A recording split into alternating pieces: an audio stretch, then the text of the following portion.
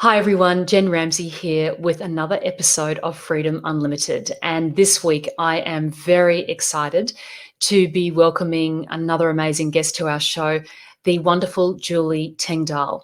Julie is an icon of the Australian fashion industry.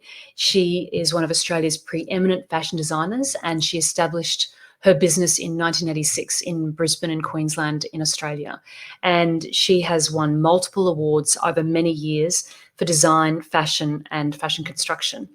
And the beautiful thing is that Julie has a very unique way of telling her story through her textiles, through her designing and producing beautiful handmade garments that women love to wear. And in fact, I'm wearing one of Julie's beautiful neck scarves today.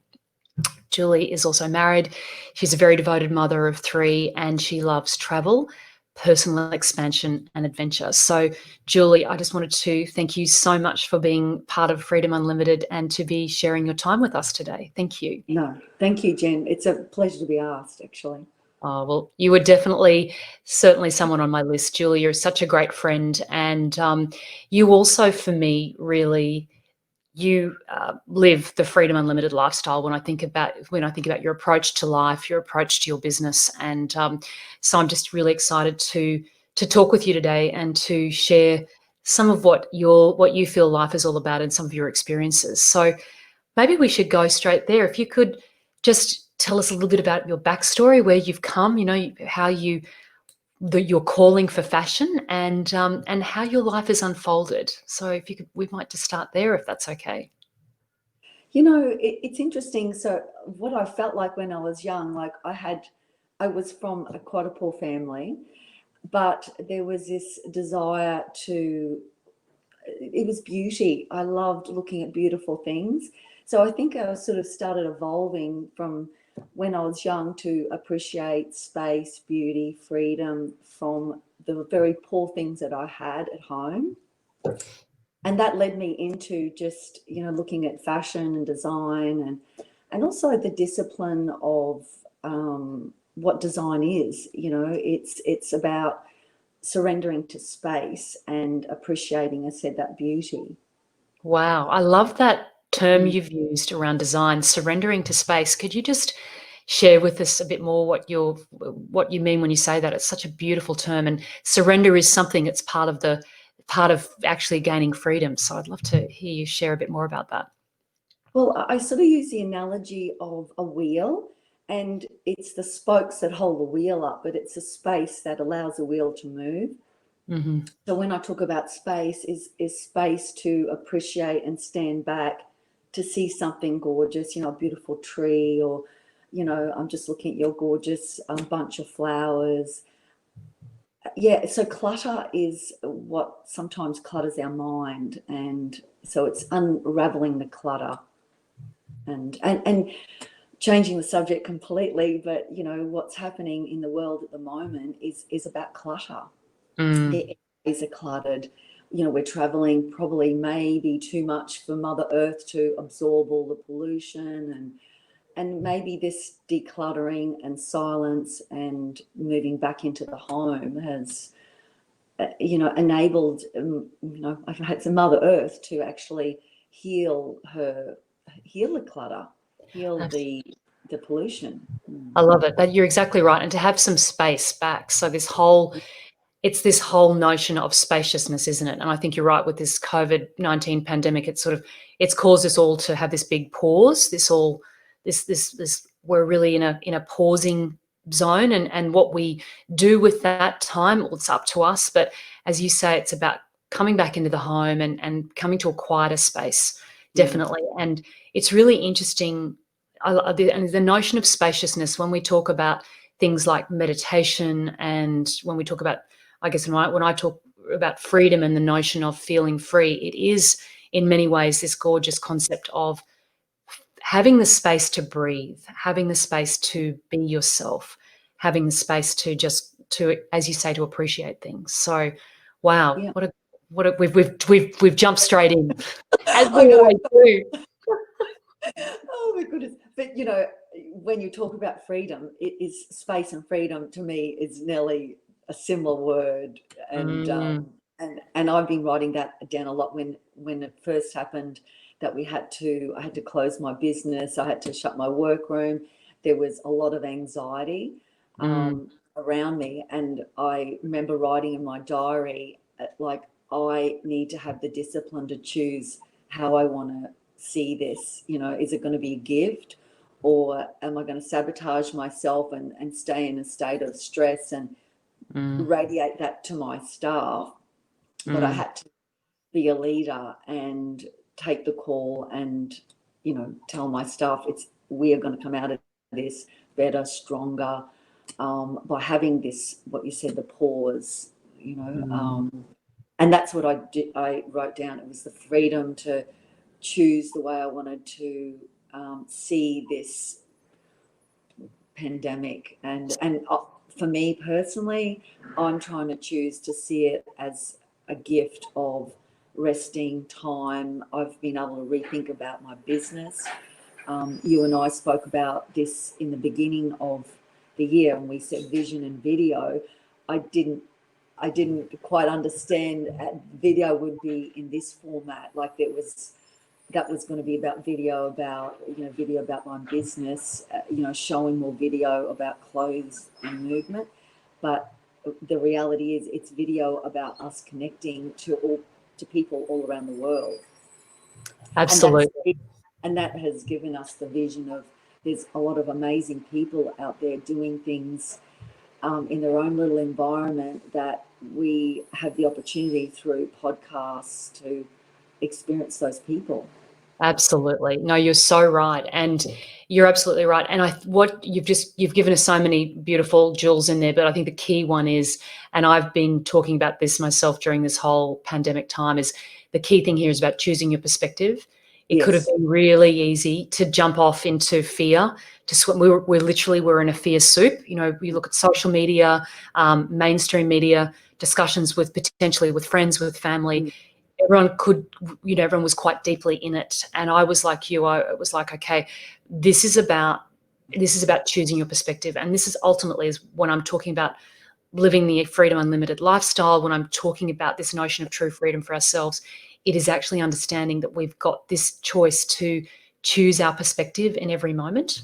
And wow, didn't this pandemic give us a chance to choose our perspective? It is, but it takes great discipline to have that choice, because if we don't have the discipline to make that decision in our mind, we can go off on that journey into fear and mental destruction. Absolutely. And we're obviously in a beautiful position, and it's your view on life. Once we have, food on our table and, a quiet space, that allows us to have that freedom. A lot of people aren't choosing to do that. They're still cluttering. Cluttering, and the answers always lie within. They sure do. They sure do. And it's finding the spaciousness within yourself, to be able to do that. So, no, so beautiful, so beautiful. So just coming back then to your decision. So this clearly this idea of design, spaciousness, beauty has been with you your whole life. But if we could just come back to, just give us a little bit of a snapshot of your decision to move into fashion and what your journey was with that, because I think you rattle the cage a lot in terms of people's perceptions of a fashion designer, and you are one of Australia's pre-eminent fashion designers, but you have a very different approach. And I'd just love to hear a little bit about those early years, and then talk about how you have really navigated what is a very interesting industry.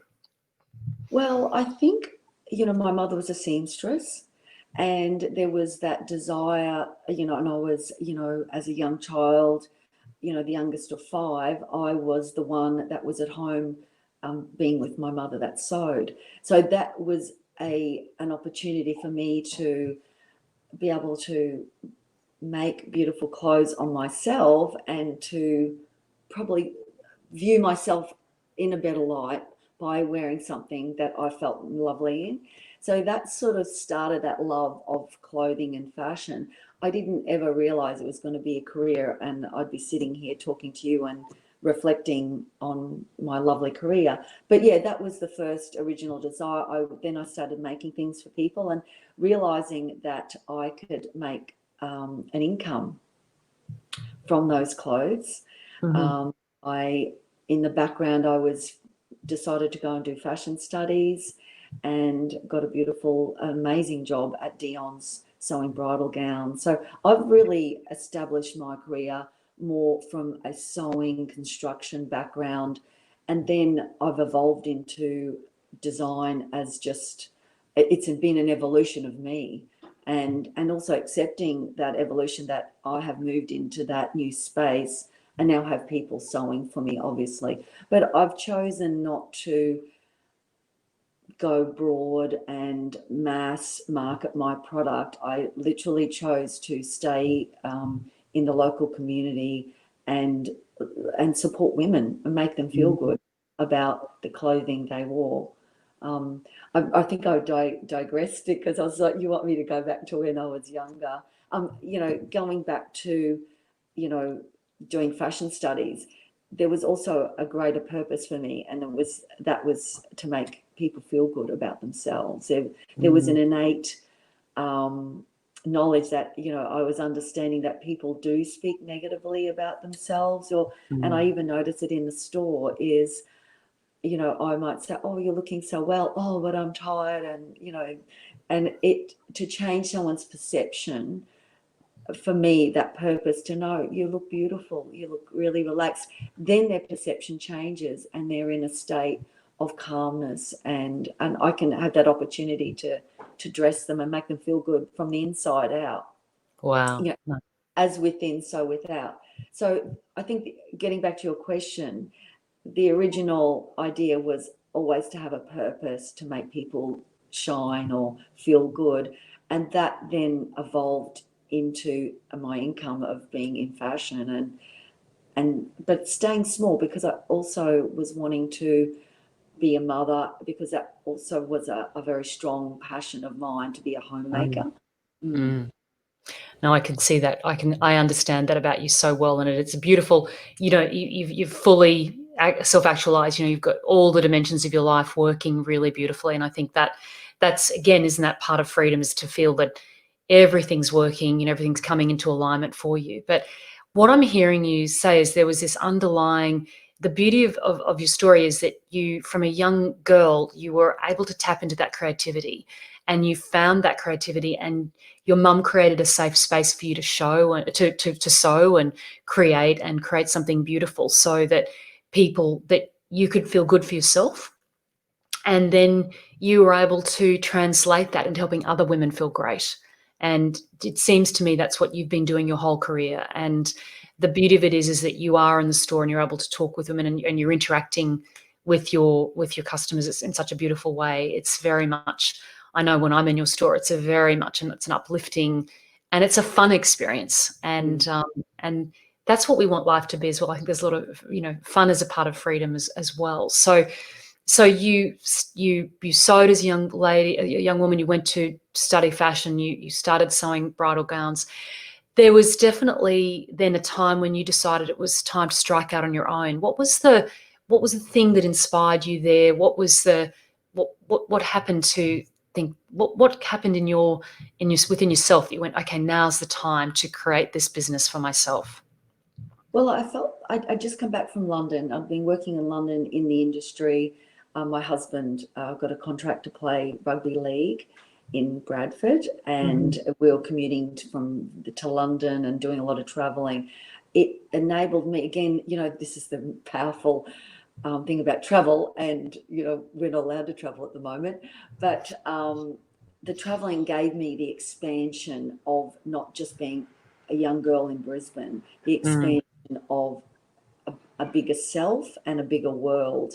And I could see at that point there was a market moving into women going into careers and enabling them to have careers and families. So they were wanting garments to support that change into the workforce. And that's where I felt like there was a market. So I came back from London to realise I want to do career wear for women and support women going into career, because, you know, we're coming from an age, and my sister's coming from an age that worked in the bank. And they had to, as soon as they got married, they had to leave at 22. There was this huge gap. Now it feels like, how did that actually happen? But women had to leave their jobs after they got married. It happened in the airlines. Now that just doesn't feel real at all. But you know, women were moving into that freedom. It was after the, you know, it was the revolution of the 70s and 80s, and I was there to support women in their career by putting clothing on them to make them feel powerful and strong, to, you know, get out on the day and shine. And shine.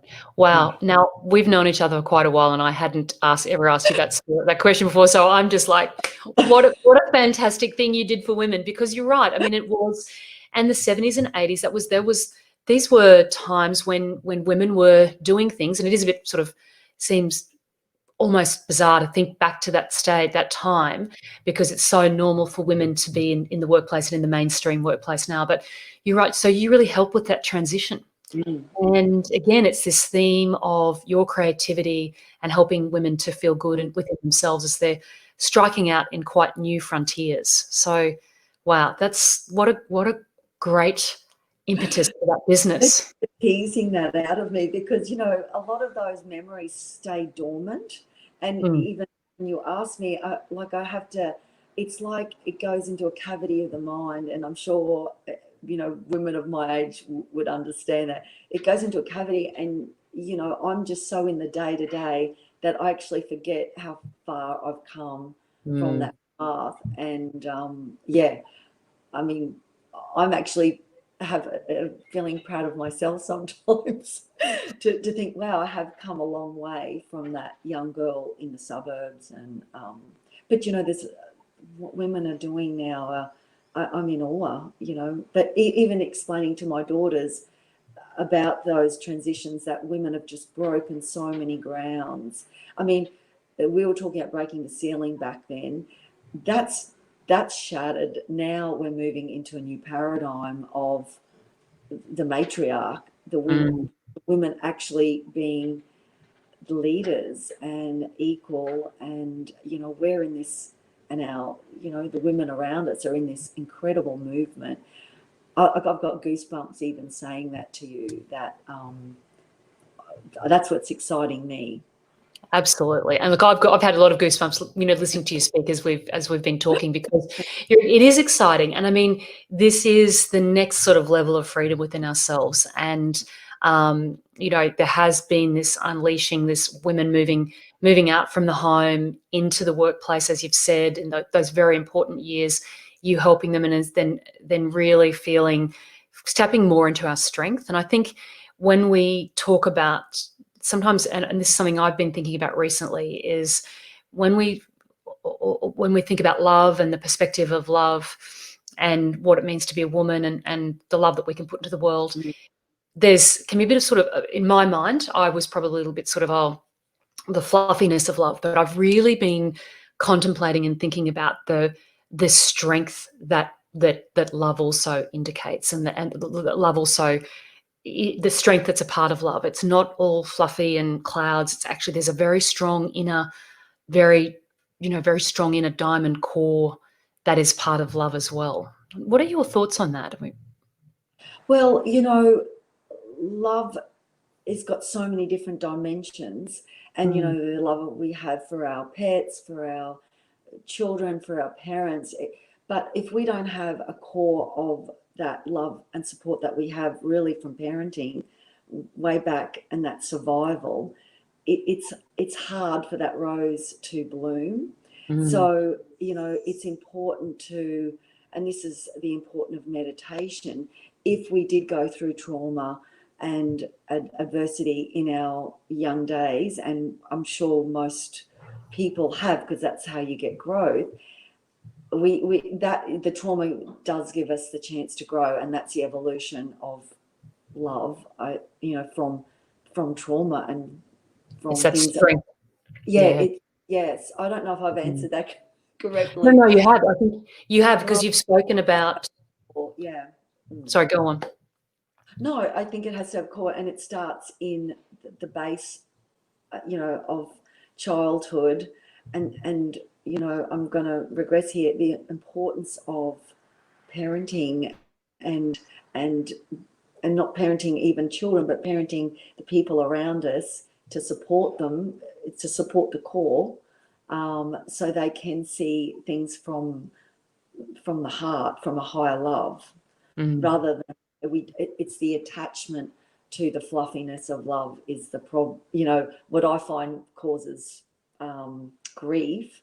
It's the non-attachment and just loving and not judging anyone, really. But that has to come from a higher perspective, not a survival perspective, because in the survival is you still the ego's talking. That's so Um, true. and that's where my journey has led me through spirituality, and I've been on that journey, for over 20 years. And I think it's an evolution of, it's not so much my business, is it a detachment to my business? This is me. Like, if I lost the fashion business, I would still be happy because I've supported my inner core and I've got a great support team around me. That's something that takes time. Absolutely. Yeah. I want to delve into that. No, that's really good. I absolutely want to delve into that. But before we do, I just want to come back, and yes, you're right. It's that, and that's, we've sort of circled around that. You did answer my question beautifully in terms of that. So I was talking about strength, and you mentioned trauma, and through trauma, as we go through that, because everyone, we have all experienced things. It's part of the human being on the earth plane, part of the human existence. But it's how we come through that and how we reflect on that in our lives. And again, it's that sort of that choice of perspective. But you're right, we all grow through those things, and then we can come into and you and I have talked a lot about the path of the heart and really coming to know that. But let's go back now into, I'd love to, so you've been creating the career wear for women. This is about the time, then you've just mentioned that you had a real breakthrough into your spirituality, because that was what part of this, my purpose in terms of speaking with you today, is to understand where that change happened. Because, and I talk about, as we live our lives, we can be asleep, and then suddenly we can move into more of an awakened state in our lives. And some people call that the spiritual awakening, or an awareness of that spiritual dimension of our lives. And I'm just curious to know, where did that happen for you? What was was it someone who came into your life? What was the breakthrough that sort of, that opened the door for you to that next dimension of your life, or the next, which has created freedom in your life? Like, great question. I mean, what I'm listening to as you're asking the question is my mind's going, there's a lot of doors that open for me, like sometimes I'm thinking, well, there's not just one door, there was multiple doors. But, going back to, when I was designing these clothes for career women, and the brand was, developing in a few stores, and I had a partner working with me at the time. And that, I think, the first moment I had to, it was surrender, because I just had my second child and I was struggling maintaining the business, and my ultimate purpose was to be a good mother. That's my true purpose. So I was feeling the pull between career and motherhood. So there was that point of time where I said to my partner, I don't know if this is what I want anymore. I want to be staying at home. And the partnership split up. And as it was, by the letting go of thinking I was the business, and the business was my identity, when I finally let go of my identity, and I hope I'm saying the right things, but when I let go of that identity, I realized, no, I can have a family and I can run this business. I just have to run it in a different way. So I let go of that partnership, and had the strength, and this is that inner strength that we have to have my own brand. And that was when Tengdahl as the brand started. And I have to thank my second child for that, because she gave me the strength as a newborn baby, because I would talk to her, go, what am I doing here? And I'd look into her eyes, and that was the impetus to go, well, yeah, I can do this. I can do this on my own. I don't have to be, producing for the world. I can just be having a career at home with the store and run my family, and that's really where I've sat in the market. It's humility of letting go of having to be hugely successful. It's just having the humility to stay in your own genre and love what you do, and from a state of joy, because I realized I wasn't in a state of joy by this constant expansion and the pressure, and it was causing me anxiety, and that's, and that's where that was the decision to stay small, open my own business, and have that motherhood and the business, and keep it small and local. I love it. But I mean, listen to that. You truly stepped into your own freedom at that point, didn't you? Freedom. That actually was opening. I mentioning it to my husband at the time. I said, I'm feeling trapped. Yeah. and and gave him the analogy, I'm in the cage, and now it's a very common analogy. He said that the door is always open. You are sabotaging yourself. You can do whatever you want. You're holding yourself back. And until I realized that, when he said that, I just went, that's right, the door is open. I can create my own destiny. I don't have to respond to what the norms are, or the pressure of what being a career woman is, that you have to be doing everything. And so that was that, again, that breakthrough of the freedom to follow my path. Yeah. Let's just take a pause and say an amen to that. Like that, what a great story. And again, I've known you for quite a while. We've never really got into that. So, but you're exactly right. It was freedom from what society or what you felt you should do.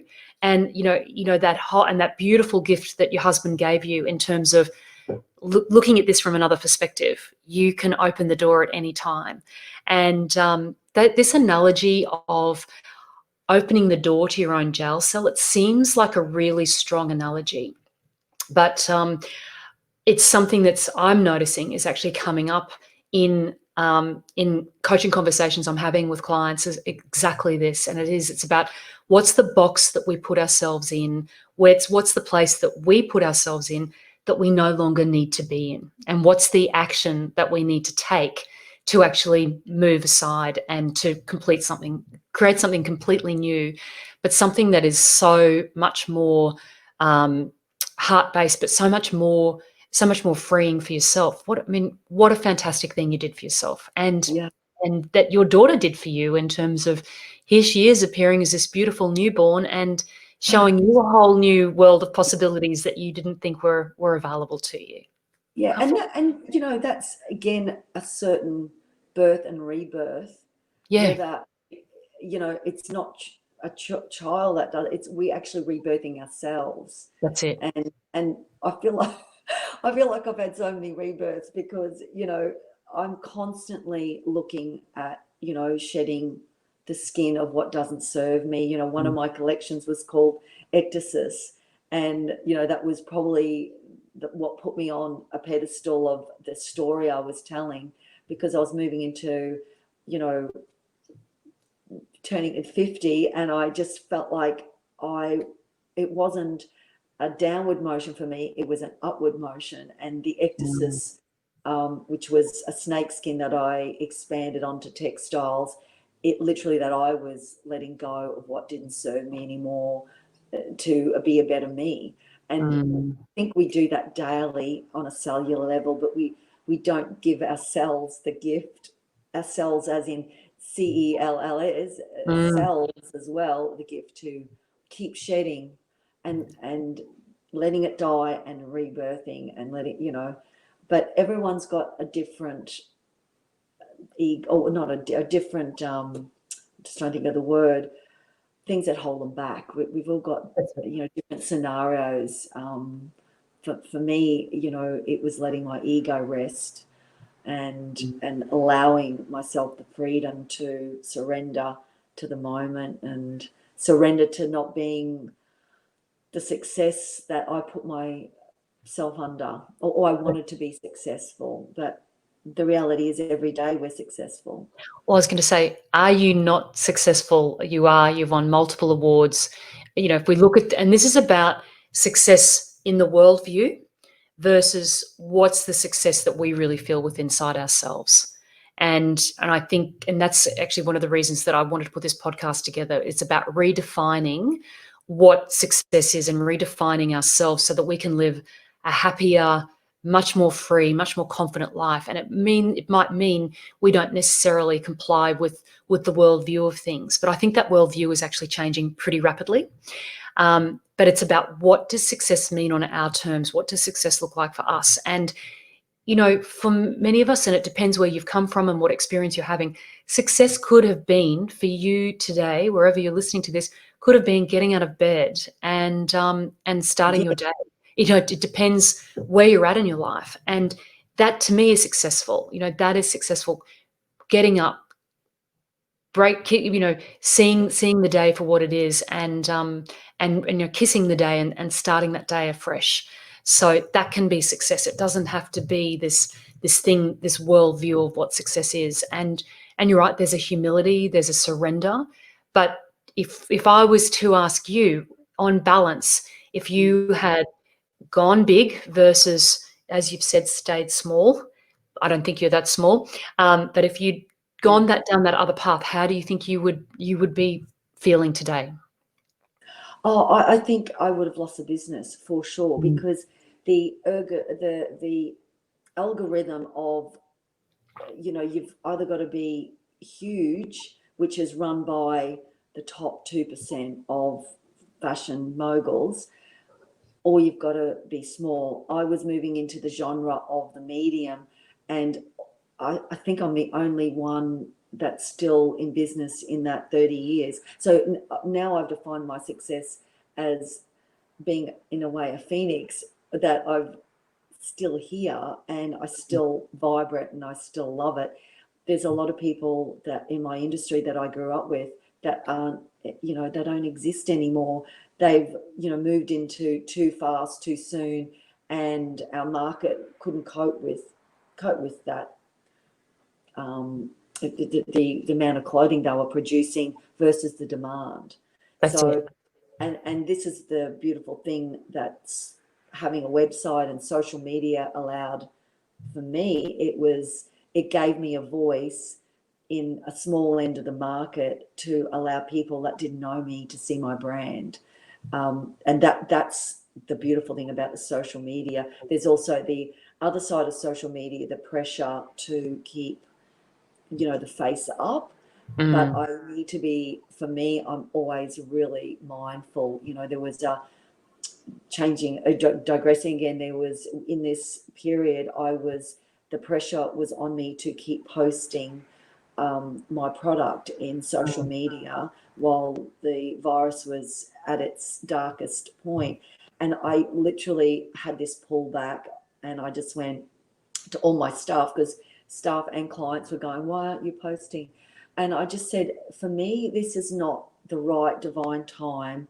This is a time for rest and regrouping and renewing and re-looking at the business. I didn't want to, again, keep the clutter when people were dying and when we just stay within. So I made a decision, and now I'm just starting to start talking, because I felt it was a time to listen and not to talk. And today is my first.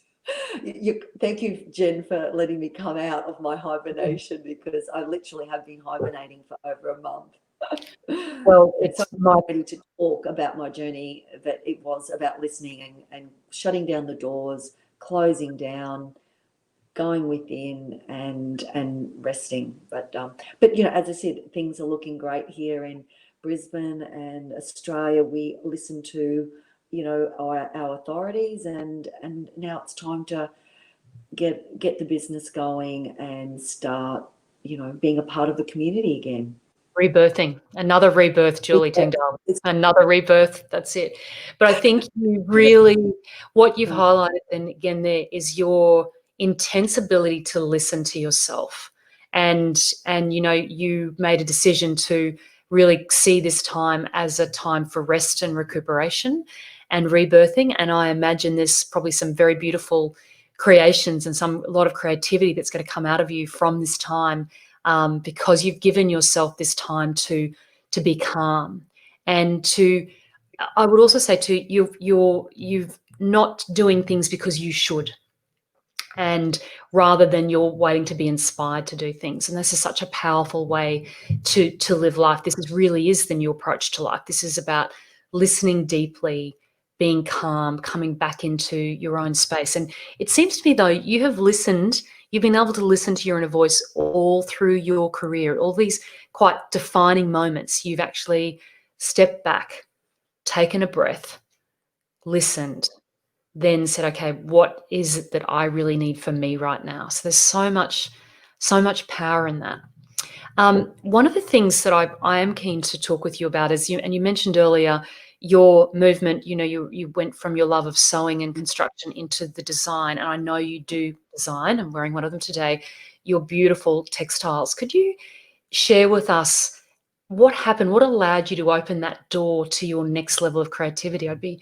Was there something again that happened, or was it again listening to your inner knowing? What happened there? It was a bit of an inner knowing, because I was going through a bit of a emotional transition, and that's moving into my 50s. Like, what does that look like for a woman? And there was also that downside to you're done, which is the opposite. So it was one of my close girlfriends who was working in India. She said, Julie, this is about a rebirth and you need to come to India.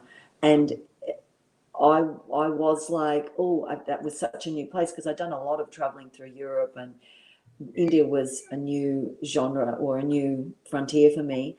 But as it was, it allowed me to open up my spirituality, and now there's a love that I'm sure I'll be able to go back and to the places that I love for spiritual growth. So India gave me that through, and I suppose I can talk about through meditation and chakra, chakra energy.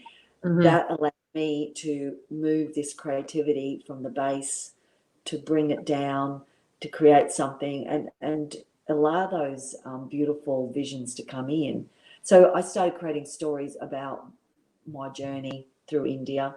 One was called Amor Fati, and that was about going on a journey on your own, and actually supporting yourself and being okay with your personal journey.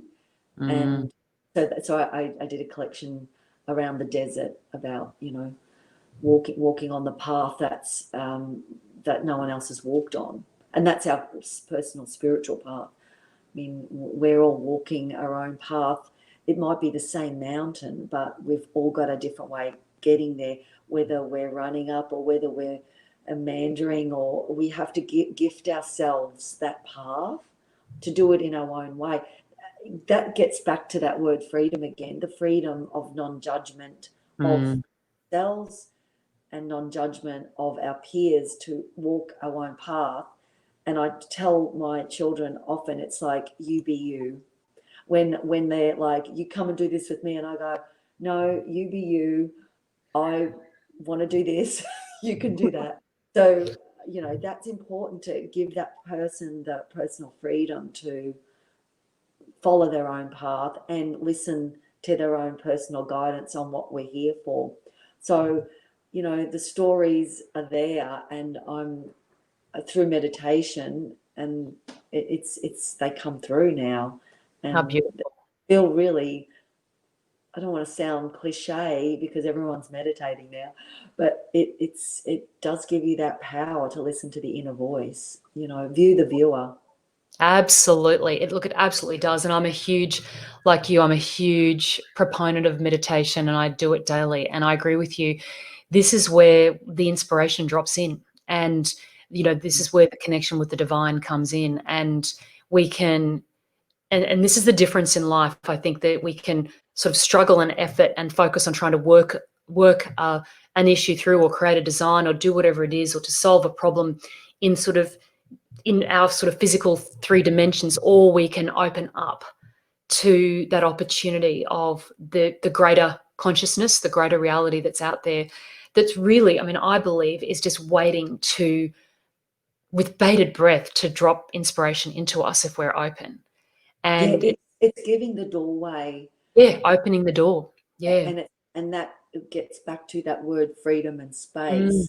That's it. Of giving ourselves the freedom of space and time. This is what the meditation does, allows that, to come through.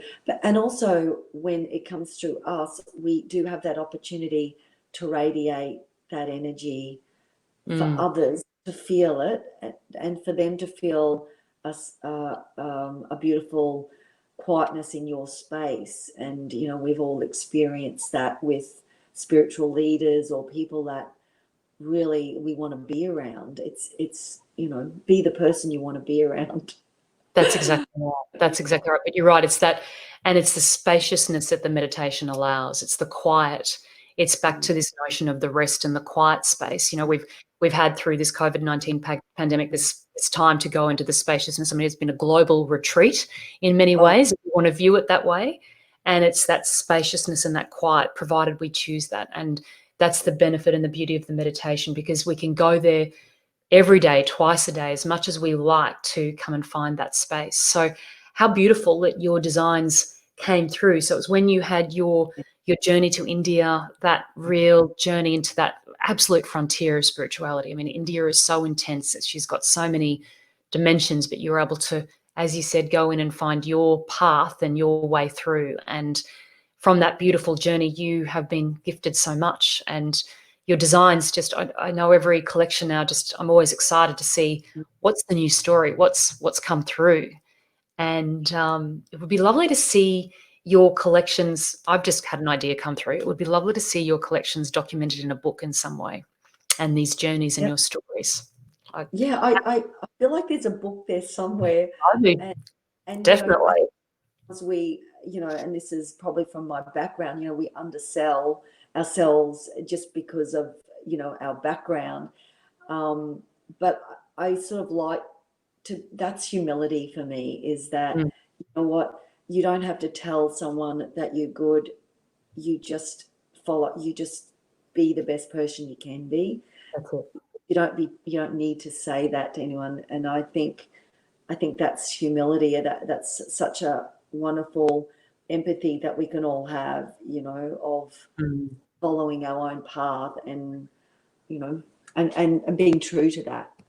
That's right. And I think that's it. You're talking there about authenticity. If you're following your own path, and if you're truly just putting your creativity out into the world, which you're doing, and you're doing it in a way that we're getting to enjoy your creativity and your designs through the energy of the clothes. And I'd just like to talk a bit about that. And you and I have talked about the frequency, and we've talked a lot about emotional frequency and about what emotions or what frequencies are carried.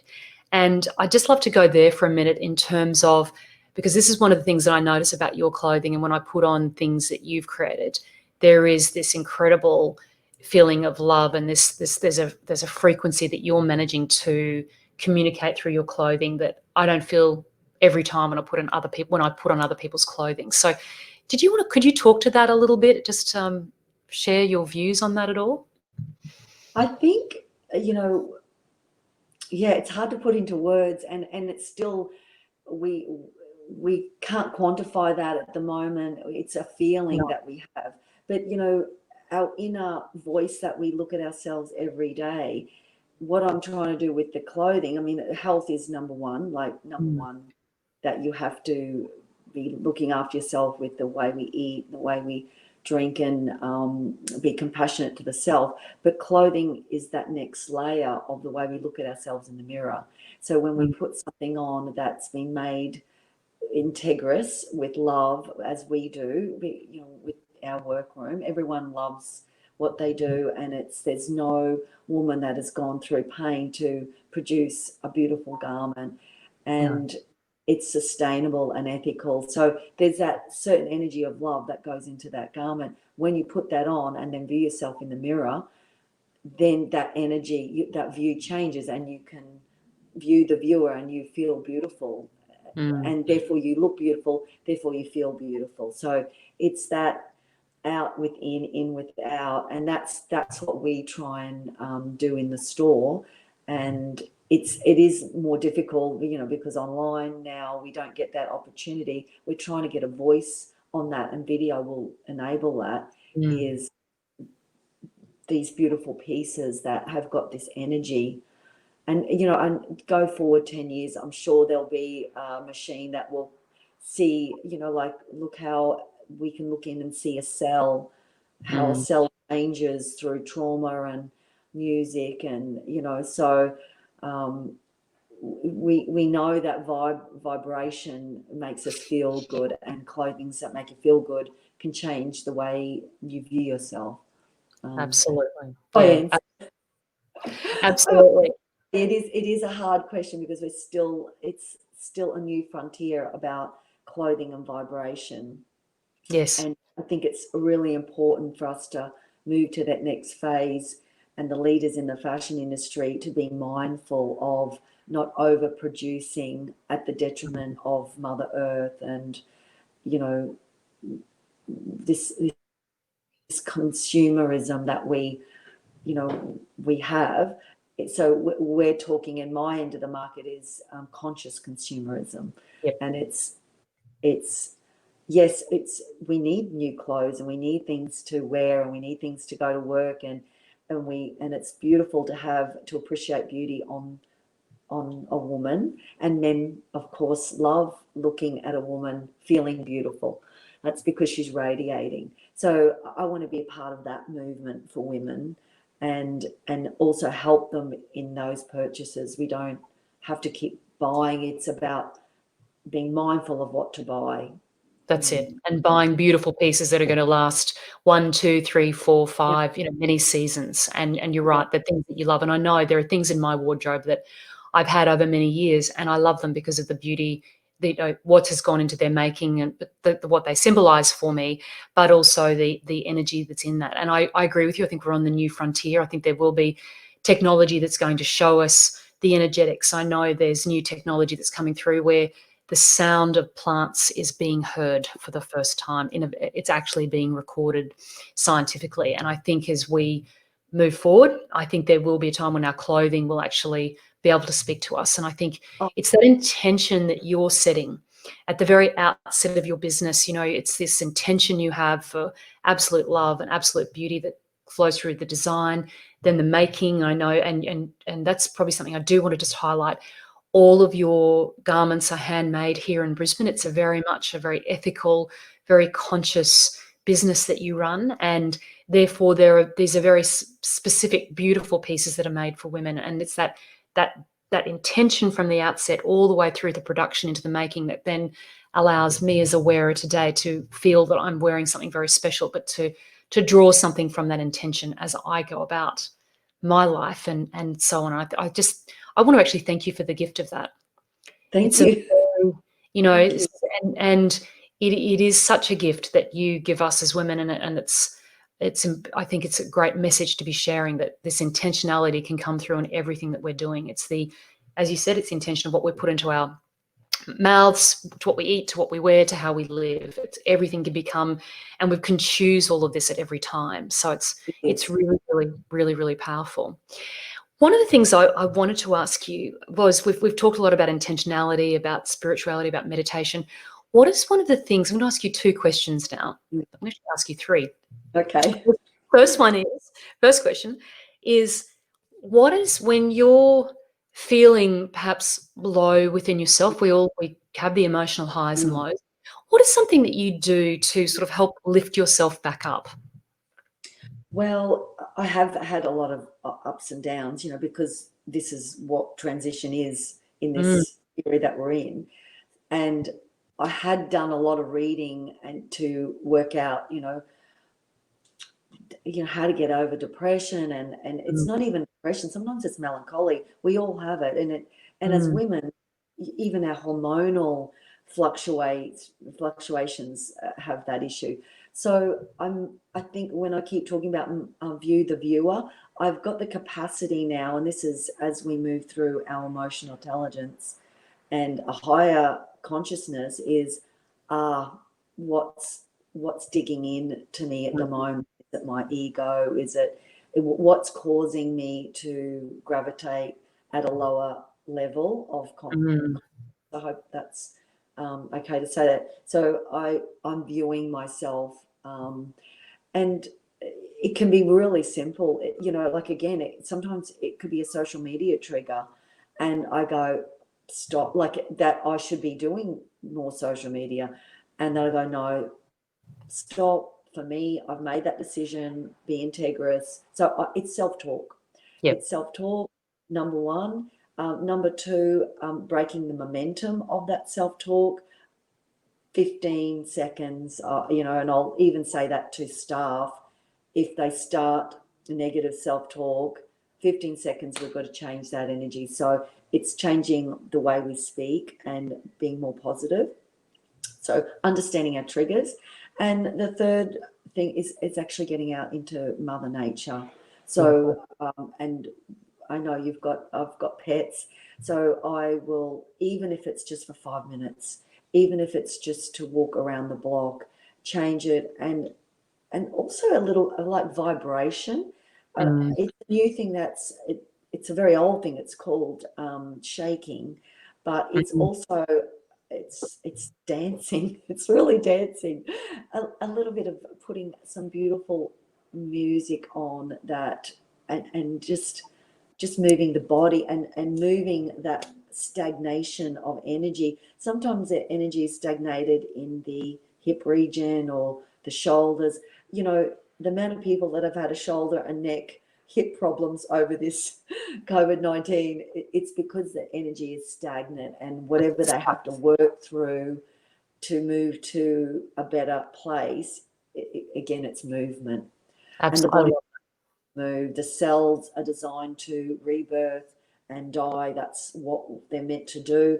So if we don't allow them to rebirth and grow, it's going to affect. It's going to poison our mind. So Absolutely. yes, it's constant. And like what you said, have the amount of importance of having water and hydration. Mm. It's such a huge, That yeah. yeah, yeah, absolutely. And I agree with you. And you've answered my second question there, which was what when you feeling like struggling, what do you do? And it is that moving. All those answers were beautiful. And you're right, the moving of the body, the shaking. I do the shaking meditation. Yeah. Last week I was having a moment and I literally just moved into a shaking meditation just for a Yes, few minutes, and it's it made all the literally difference. Yep. shaking, and it's not, it's not about like over exercising, because we need to be compassionate because our body's in a bit of stress, but we do need to let that cortisol, which eventually, can be poisoning us. Mm, So it's something good that's too much of it is bad. that's So it. yeah, it's that movement and moving into a state of joy, and how I move into that joy will be, even doing something for someone. The other day I knew my mother was feeling sad, so I made some bread, because I know bread for her is the bread of life, and she loves fresh baked bread. So it was doing something for someone else in a joy, putting joy into baking that for her, and then delivering that for her pleasure. So it's actually stepping outside our own self again and doing something for someone else for their greater good. And that's that everyone's been doing that. Like, this is how the beautiful stories that we're hearing now. But I don't think people were. We were getting self-absorbed. That's it. And this is, again, it's the rebalance of the COVID-19. It's the pause, the rebalance. It's a pendulum's come back, hasn't it? Absolutely. How wonderful. So you've spoken about joy. What are the things, because I've got to also have a very strong belief that we need fun. We need that frequency of fun, that vibration of fun in our lives. What is something that you just do for absolute fun, something that you just love to do? I'll just put on some music and start dancing in my room when no one's around. I love it. And just dance and maybe create a little move into a space in my mind. I could be in a beautiful island. It's dreaming. It's dreaming about something that brings joy into my life. So if I'm feeling energetic, it will be dancing. If I'm feeling like I need to relax, it will go into a meditation state of joy. Maybe thinking about someone I love, a beautiful holiday I've had, a feeling of gratitude. I even said to my daughter the other day, she was having a little bit of a low point because she's living in Melbourne on her own. And I just said, just write down 5 things to be joyful and show gratitude. And we worked through that together. It was, she just washed her sheets, and she was grateful that she was working, and she was healthy, and she had food on the table. So, really back to basic fundamentals.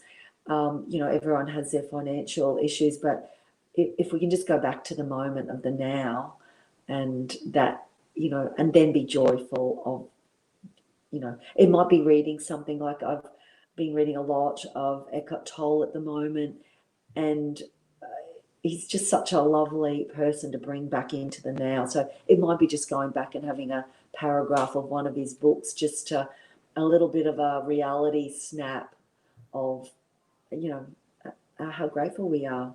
Yeah, wonderful. And you've actually answered my last question, but you may want to add to it, which is, if someone listening to this is feeling down at the moment, is feeling that they are in a bit of a low moment, what would you suggest that they do? I think the first thing I would do is start movement. I think movement to get rid of that stagnant energy, and think of someone that they love while they're doing the movement. And it could be someone past. It doesn't have to be someone alive now.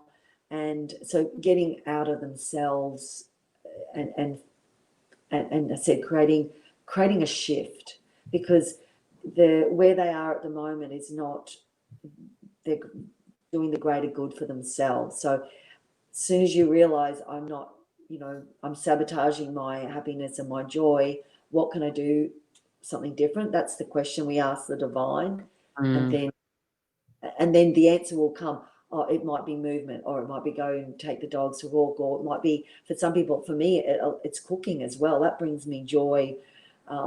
Not so good sometimes for the weight, but joy of baking, and people enjoying having a muffin or a cake. It could be that for some people, definitely for women, but that's a form of creativity. It's opening up. Everyone's creative. It could be going, I went down to the garden the other day, it could be just toiling the soil and getting into Mother Earth, or I'm giving you a lot of suggestions here, or going out for a walk in the park. We all have the capacity to make a decision. And what I said earlier is that takes discipline. That's it. I agree. Discipline, emotion intelligence. It's not easy, and I don't want to be preaching, or I'm just learning from what I've learned from reading and my life's journey. But it's actually just creating a shift for yourself. It is. You're so right. And it's getting, I think what you're talking about there is getting out of the head space, the self-talk, the negativity, the way things should be, back into the body, and to sort of come full circle in our conversation, back into the spaciousness of the body, and allowing the body, as you said, to move in space, to go and cook, to tap back into what we love. You know, it might be others, you know, and think of someone that we love, as you've said, but also that doing something for others or doing something with our bodies. So not spending so much time up in the cerebral realms, but more into the physical realms, isn't it? And And such a sort of look, powerful thing to do. yeah, no, and it's all sort of going deep into why Mm. you're feeling those feelings, you know, going deep in, oh, that's because I'm feeling grief because of this, accepting it, letting it go, surrender, as though the bird is moving through the body. So again, it's that surrendering to the mind and then getting into the body, you know, because a lot of that can be fear of actually shining. You know, Absolutely. we could be, again, holding ourselves back of actually having this amazing life by staying in a space of fear and depression. And by surrendering to that, it allows us to be in a state of joy. That's right. And being aware of that. I think you're right. And you're exactly right. It's moving, understanding. And that's the core of, for me, of again, why this podcast has been developed, is because it's about setting ourselves free from that fear, not being afraid of it, but looking at it, working with it, seeing it, that it's not going to overwhelm us, and that there can be another path forward. And as you say, it's a decision. And it's also about allowing and accepting what's happened, surrendering, allowing and accepting Yeah. what's happened. I think sometimes the word surrender, potentially, I know years ago I had difficulty with what that word really meant, but now I understand it, and I understand that it's about allowing and accepting what is, what happened in the past, what could even happen in the future, but being back here now in the physical body rather than caught up in the realm. And as you say, it's a discipline. It's a decision that we Yeah, make. it It's is. It is it's, you said it before. It's a choice. mm, It's the choice. And a word that keeps coming up for me too is having that vulnerability mm, to surrender, yeah, and you know, or having that vulnerability to go, okay, I could do that better, or you know, that good self-talk, you know, is, and that vulnerability of being able to have that self-talk to go, okay, well, tomorrow I'll do this better, that's right. and that's okay. That's Yeah. it. So beautiful, Julie. I just want to really thank you so much for your time here today. This hour has flown, Oh my and God, if 5 minutes. I know and I think we'll definitely do this again. Many things I want to talk to you about. I wanted in the future. I think I'd like to talk to you about the transition of 50 over 50, what going beyond Oh, 50 means. But I think that's a whole other discussion. We'll have another day um, absolutely. here on the And show. listening, you know, I'm in that area of listening to women go through these transitions, Mm, and mm, you know, because that is a large part of my client base of people that have been dressing for 30 years now are in their 50s. yeah. Yeah, so that would, I'd love to have that conversation. Let's definitely do that at some point in the future. So, but what I'd like to do before we close, I just want to say thank you so much for your time today. And what you really shared with us is the power of listening, that power of listening to yourself, that inner small, my mother used to call it a still small voice inside. And something that you have done so beautifully throughout your career. You've held true to that path, and you've possibly zigged when others have zagged, but you've Yeah. listened to what you've needed to really create that spaciousness around yourself and to really step into your true freedom. So I just wanted to say thank you so much for your time today. But I'd also like to invite you to share with us where, if people want to find out more about you, to see your beautiful clothes, how can they connect with you? So we have our website and also our social media. So it's, the company's called Tengdahl, which is my last name. Mhm. And so you can get online. Our store, actually, as of next week, our stores are starting to open up, and we're open every day. Open every Fantastic. day. There's my email. You can get onto me personally from the website. I answer. I had hundreds of emails actually when I did put a letter out to say, you know, I'm going to be quiet over this time and listen, and I'll see you on the other side. And you know, just understanding that support that we had from so many women, that Mm. now it's ready to say we're here to support them physically, but also being mindful of our distance with keeping the virus at bay. And yeah, so on the website, I'm here. Beautiful. And we'll have all of those details in the show notes. We'll have all those details in the show notes. So I just want to say thank you so much for your time today and for sharing so much of your heart with us and your journey. And we'll look forward to talking again very soon. So thank you so Thank you much. for asking. Namaste. It's been wonderful. Okay, we'll see you very soon. Thank you. Thank you.